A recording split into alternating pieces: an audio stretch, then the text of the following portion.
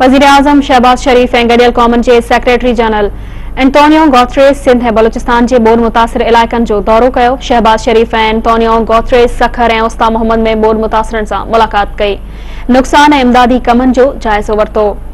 Sukkur airport ते सिंध जे वॾे वज़ीर सैयद मुराद अली शाह जॾहिं त ओस्ता मोहम्मद में बलूचिस्तान जे वॾे वज़ीर अब्दुल कुदूस बज़ेंजो ऐं चीफ सेक्रेटरी तरफ़ां वज़ीर-ए-आज़म ऐं UN सेक्रेटरी जनरल खे ब्रीफिंग ॾिनी।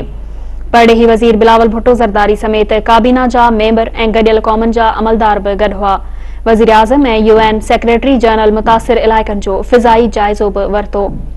UN सेक्रेटरी जनरल चयो आहे त पाकिस्तान में ॿोॾ सबबि थियल जानी ऐं माली नुक़सान ते अफ़सोस आहे। वॾनि मुल्कनि जे अमलनि ते पाकिस्तान ऐं उसरंदड़ मुल्क भोॻे रहिया आहिनि।